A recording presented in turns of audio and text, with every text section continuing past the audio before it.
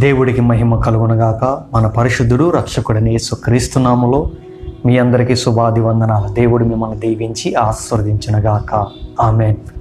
ప్రియ సహోదరి సహోదరులారా, ఈ సమయంలో మనం దేవుడి యొక్క నామాన్ని ధ్యానం చేసుకుందాం. యెహోవా రహు అంటే యెహోవా నా కాపరి, నాకు కొదువంటూ ఉండదని దాని యొక్క అర్థం. ఈ మాట మనకి కీర్తన 23వ కీర్తన మొదటి వచనంలో భక్తుడైన దావీదు ఈ విధంగా సెలవిస్తున్నాడు. యెహోవా నా కాపరి, నాకు లేమి కలగదు అని చెప్తున్నాడు.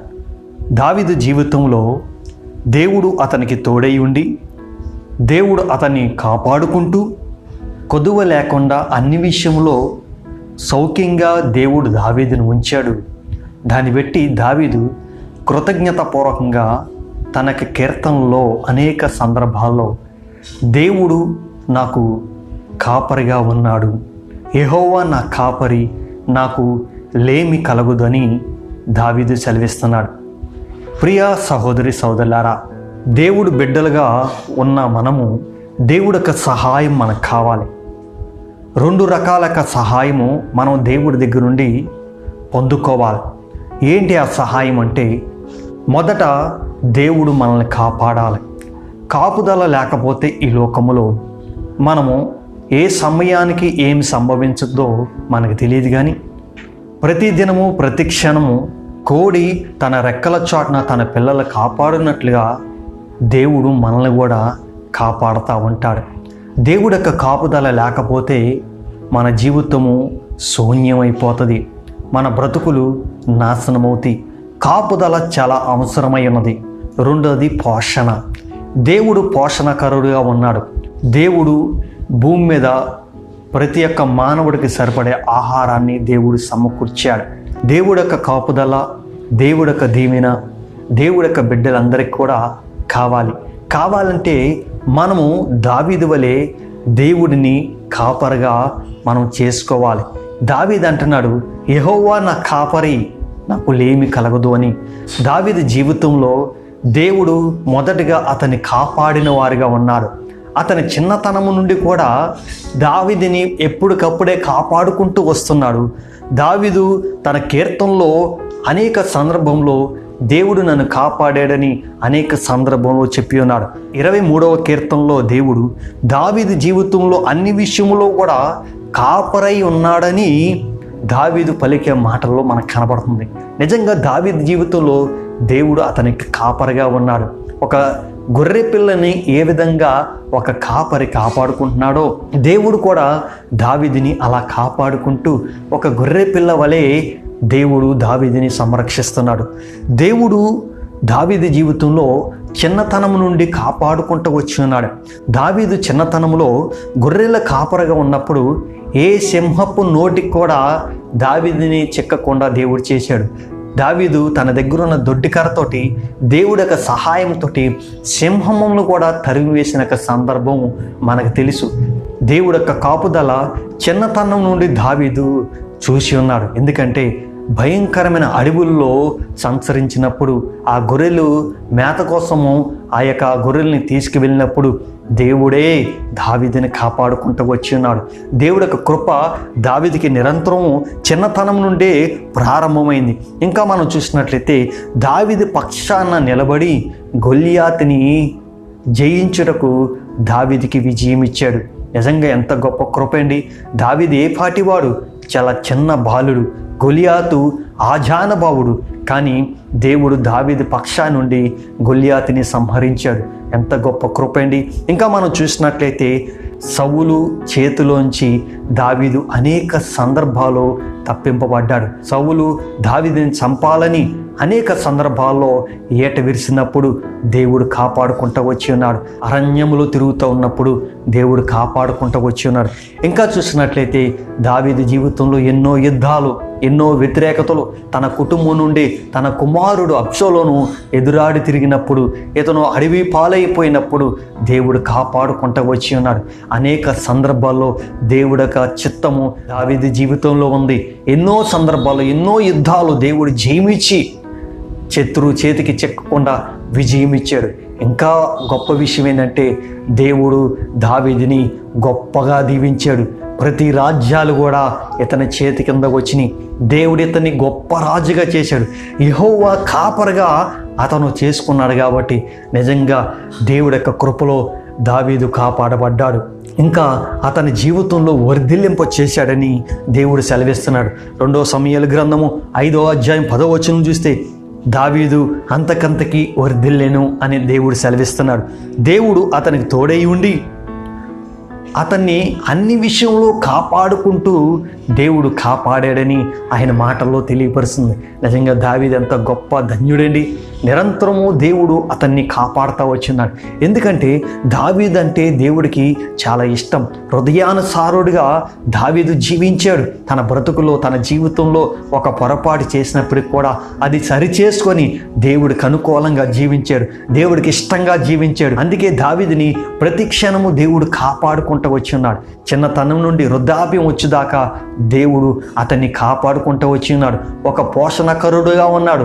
వర్ధిల్లింప చేశాడు. ఏ లోటు లేకుండా మహారాజు జీవితము అతనికి ఇచ్చాడు.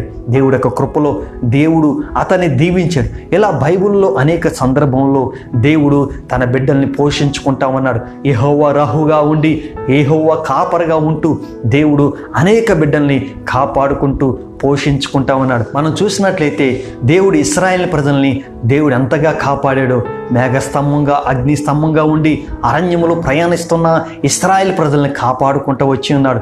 ఏ యొక్క జంతువు కూడా ఆ అరణ్యములు వారిని సంహరించకుండా దేవుడు కాపాడుకుంటూ వచ్చి ఉన్నాడు. ఇంకా గొప్ప విషయం ఏంటంటే అనుదినము వారికి మన్నాను కురిపించాడు, ఊరేడు పిట్టలను కురిపించాడు, ఇంకా బండలోంచి నీళ్ళు ఇప్పించాడు.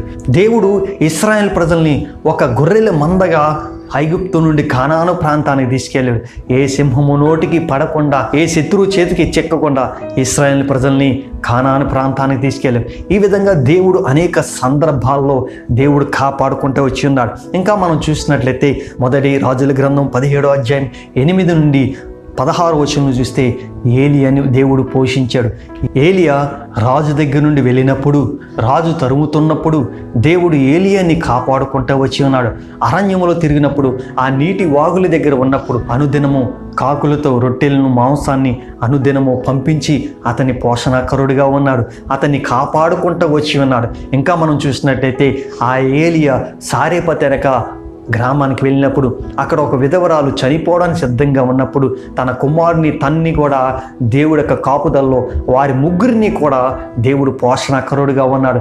3.5 సంవత్సరాల వర్షము లేక, పంట పొలాలు లేక భయంకరమైన పరిస్థితుల్లో ఉండగా దేవుడు 3.5 సంవత్సరాలు సారేపతి విధవరాల్ని, తన కుమారుణ్ణి, అలాగే ఏలియాని ఒక పోషణకరుడిగా ఉన్నాడు. ఆహారం లేక అనేక మంది చనిపోతుంటే వీరిని మాత్రం ప్రత్యేకంగా దేవుడు కాపాడిన సందర్భం.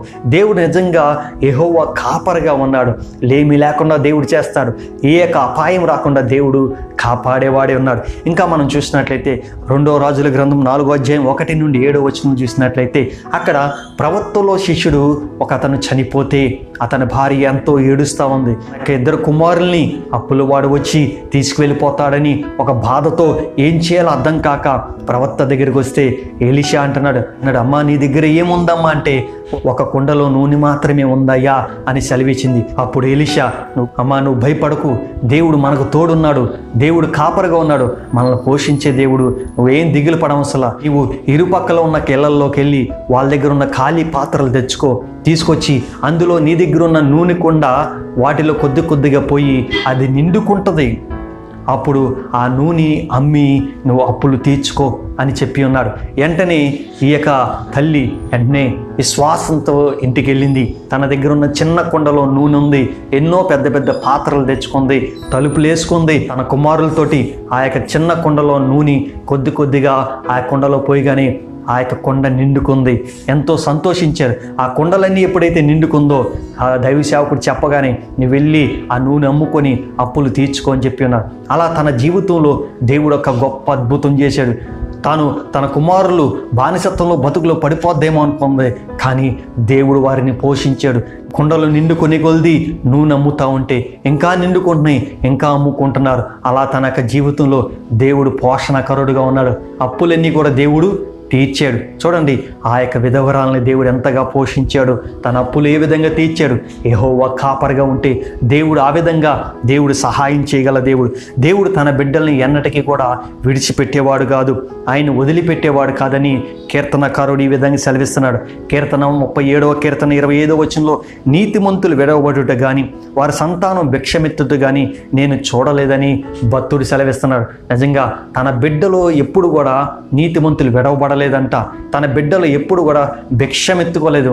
ఆ విధంగా దేవుడు వారిని కాపాడుకుంటూ వచ్చి ఉన్నాడు. ఎంత గొప్ప కృప అండి! నీతిమంతుల పట్ల దేవుడు ఎంత సహాయం చేస్తున్నాడు. అటువంటి సహాయం కూడా మనకు దొరికింది. ఈ విధంగా దేవుడు అనేక సందర్భాల్లో దేవుడు కాపుదల ఇచ్చి ఉన్నాడు. దావీదు జీవితంలో దేవుడు కాపరిగా ఉండటం వలన అతనికి లేమి కలగకుండా దేవుడు కాపాడాడు. ఆయన కీర్తనలో ఈ విధంగా సెలవిస్తున్నాడు. 34వ కీర్తన 10వ వచనంలో, యెహోవా ఆశ్రయించిన వారికి ఏ మేలు కొదువు ఉండదు అంటున్నాడు. 112వ కీర్తన 2-3 వచనంలో, కలిమియు సంపదయు వారి ఇంట ఉండునని దేవుడు సెలవిస్తున్నాడు. దేవుడు యొక్క కృపను పెట్టి ఆశ్రయించిన వాళ్ళకి ఏ మేలు కొదువు ఉండదండి. కలిమియు సంపద వారికి నిత్యము ఉంటుందని దేవుడి యొక్క మాటల ద్వారా, దావీదు యొక్క జీవితం ద్వారా మనం తెలుసుకున్నాం. ఈ విధంగా పాత నిబంధనలో దేవుడు ఒక కాపరిగా ఉంటూ తన బిడ్డల్ని పోషించుకుంటూ తన బిడ్డల్ని కాపాడుకుంటూ యెహోవా రహుగా ఆయన ఉన్నాడు. కొత్త నిబంధనలో చూసినప్పుడు యేసుక్రీస్తు వారు కూడా కాపరిగా మనకు కనబడుతున్నాడు. పాత నిబంధనలో కాపరిగా ఉన్నాడు, క్రొత్త నిబంధనలో యేసుక్రీస్తు ఏ విధంగా కాపరిగా ఉన్నాడో కొన్ని విషయాలు మనం ధ్యానం చేసుకుందాం. యోహాను సువార్త 10వ అధ్యాయం 11వ వచనంలో ఈ విధంగా చదివిస్తున్నాడు, నేను గొర్రెలకు మంచి కాపరిని, మంచి కాపరి గొర్రెల కొరకు తన ప్రాణం పెట్టానని దేవుడు సెలవిస్తున్నాడు. నిజంగా ఎంత గొప్ప కాపరి! మంచి కాపరి, తన బిడ్డల కొరకు ప్రాణం పెట్టిన యేసయ్య మన మంచి కాపరి, మన కోసం ప్రాణం పెట్టాడు, ఇష్టపడి ప్రాణం పెట్టాడు. మనం పాపులై ఉండగా తన బిడ్డలుగా చేర్చుకున్నాడు, తన బిడ్డలుగా సంరక్షించాడు. మనము అపవాది చేతికి చిక్కకుండా దేవుడు మనల్ని కాపాడుకుంటూ వచ్చి ఉన్నాడు. మంచి కాపరిగా ఆయన ఉన్నాడు, తన గొర్రెల కొరకు ప్రాణం పెట్టిన కాపరిగా ఉన్నాడు. ఇంకా చూసినట్లయితే హెబ్రీ పత్రిక 13వ అధ్యాయం 20-21 వచనం చెప్తున్నాడు, ఆయన గొర్రెలకు గొప్ప కాపరిగా ఉన్నాడంట. నిత్యమైన నిబంధన రక్తం పెట్టంట మనల్ని కాపాడుకుంటున్నాడంట.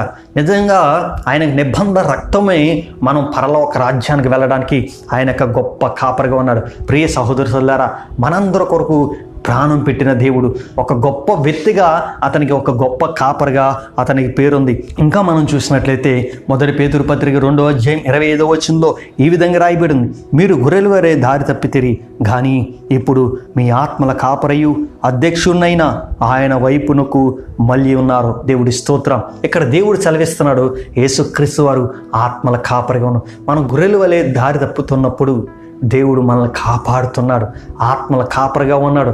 మనం నశించిపోకుండా నిత్యరాజ్యానికి వెళ్ళడానికి, మనం తప్పిపోకుండా ఆయన ఒక సంచకరువుగా ఉంటూ మనలో ఉంటూ దేవుడు నడిపిస్తున్నాడు. ఆ పరిశుద్ధమైన పరలోకానికి మనం వెళ్ళడానికి మనల్ని సిద్ధపరుస్తున్నాడు. ఒక సంచకరువుగా ఉంటూ మనల్ని ఎంతగానో కాపాడుకుంటున్నాడు. ఆత్మల కొరకు ఆయన ప్రాణం పెట్టినవాడు. ఈ ఆత్మలో నశించిపోకుండా ఆయన యొక్క కృపను పెట్టి మనం రక్షించబడి పరలోకానికి వెళ్ళడానికి ఆయన ఆత్మల కాపరిగా ఉన్నాడు. ఇంకా మనం చూసినట్లయితే 1 పేతురు పత్రిక 5వ అధ్యాయం 4వ వచనంలో ఈ విధంగా సెలవిస్తున్నాడు, ప్రధాని కాపరి ప్రత్యక్షమైనప్పుడు మీరు వాడబారని మహిమ కిరీటము పొందుదురు అన్నాడు. ఎంత గొప్ప ధన్యత అండి! ఆయన ప్రధాన కాపరిగా ఉన్నాడు. వాడబారని యొక్క మహిమ కిరీటం మనకి ఇవ్వడానికంట ఆయన ప్రధాన కాపరిగా ఉన్నాడు. పరలోక రాజ్యానికి తీసుకెళ్ళడానికి ఆయన ప్రధాన కాపరిగా ఉన్నాడు. ఈ విధంగా పాత నిబంధనలోని క్రొత్త నిబంధనలో దేవుడు కాపరిగా ఉన్నాడు. యెహోవా రహుగా ఆయన కాపరిగా ఉన్నాడు. ఆయన కాపాడేవాడు, పోషించేవాడు. పాత నిబంధనలు వారిని శత్రువుల నుండి కాపాడుకుంటూ వచ్చి ఉన్నాడు, వారిని పోషణకరుడుగా ఉన్నాడు. క్రొత్త నిబంధనలు మనల్ని నశించిపోకుండా మనల్ని కాపాడాడు, సాతాను నుండి మనల్ని కాపాడాడు. ఆయన యొక్క పరలోక రాజ్యానికి వెళ్ళడానికి దేవుడి యొక్క కృపను పెట్టి ఆయన రక్త సంబంధులుగా మనం చేర్చబడ్డాం. నిత్య నివాసంలోకి మనం వెళ్ళడానికి దేవుడు కృప చూపించాడు. అనుదినము ఆయన యొక్క కృపలో మనం పోషించబడుతున్నాం. నిజంగా దేవుడు మహాకృపగల దేవుడు యొక్క బిడ్డలను ఎవరిని కూడా దేవుడు పస్తులు పెట్టడండి, భిక్షం ఎత్తుకోనివ్వడండి, అప్పు ఇచ్చేవాడుగా దేవుడు చేస్తాడు. మొదటిగా మన కొద్దిగా ఉన్నప్పుడు కూడా అది తుదికి మహాభివృద్ధి చేస్తుంది. ఎందుకంటే నీ ఆత్మ వర్ధిల్లుచున్న ప్రకారము నీవు అన్ని విషయంలో సౌఖ్యంగా వర్ధిల్లుదు అని దేవుడు మాటలు సెలవిస్తున్నాయి. ప్రియ సహోదరు సహోదరులారా, మనము యెహోవాని కాపరిగా, యేసయ్యని కాపరిగా పెట్టుకుంటే మన జీవితం ఎంతో ఉన్నతమైన స్థితిలో నడిపించబడుతుంది. కాబట్టి మనమందరం కూడా ఆయన కాపరిగా చేసుకుందాం. దావీదుని ఏ విధంగా కాపాడాడు, తన బిడ్డల్ని ఏ విధంగా కాపాడాడు, మనల్ని కూడా ఆ విధంగా కాపాడతాడు. కాబట్టి మనం దేవుడేపు తిరుగుదాం, ఆయన కాపరిగా మనం చేసుకుందాం, ఆయన్ని ఎమ్మడిద్దాం. గొర్రెలు కాపరిని ఎమ్మడించినట్లుగా మనం యేసయ్యని ఎమ్మడిద్దాం, ఆయన కృపకు పాత్రలోదాం.